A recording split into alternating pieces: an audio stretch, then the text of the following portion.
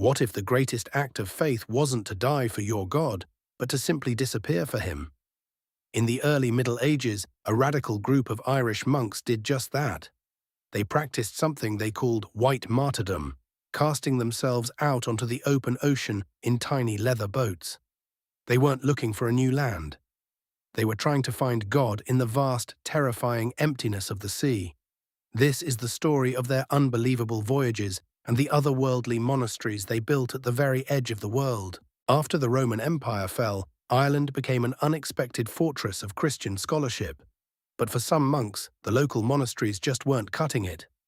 Inspired by the desert fathers of Egypt, they craved total isolation. At first, they practiced green martyrdom, retreating into remote forests for a life of harsh penance. But for the most devout, even that wasn't enough. And so white martyrdom was born, a spiritual exile, leaving Ireland behind forever with no plan for return. These men, the peregrini, would board small, surprisingly tough boats called curraghs or coracles, basically wooden frames wrapped in animal hides. Now, it's a bit of a myth that they were totally helpless.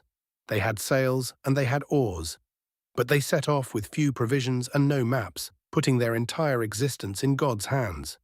The goal wasn't to get anywhere, but to achieve a deeper faith through total surrender to the elements. The poster boy for these voyages is St. Brendan the Navigator. Legend has it that sometime between 512 and 530 AD, he and a handful of monks began an epic 7-year journey across the Atlantic. Their story, the voyage of St. Brendan the Abbot, is less a historical log and more a mythological masterpiece. It describes encounters with sea monsters, pillars of crystal that were probably icebergs, and an island that turned out to be a giant whale. While the tale is fantastical, the dangers were very real. Imagine the crushing storms, the gnawing starvation, and the profound loneliness.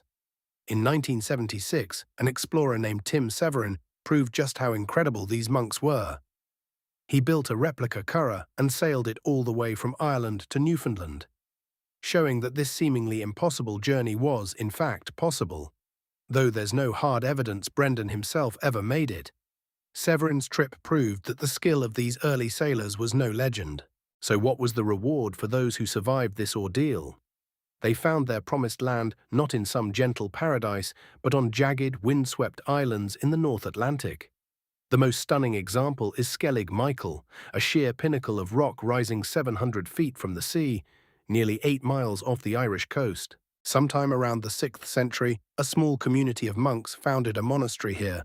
They lived in stone, beehive-shaped huts that cling to the cliff face, hundreds of feet above the waves. Their days were a grueling cycle of prayer and survival, tending tiny gardens on man-made terraces, and later enduring terrifying Viking raids. This was it. This was the culmination of their quest, a place on the very edge of the physical world, as close to God as they could possibly get. The influence of these sailing monks spread far beyond their lonely rocks, helping to preserve ancient knowledge and rekindle faith across a chaotic Europe.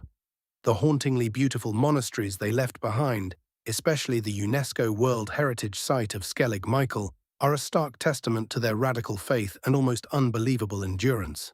If you're fascinated by stories of people who push faith and exploration to their absolute limits, make sure to subscribe and click the bell for more journeys into the hidden corners of history.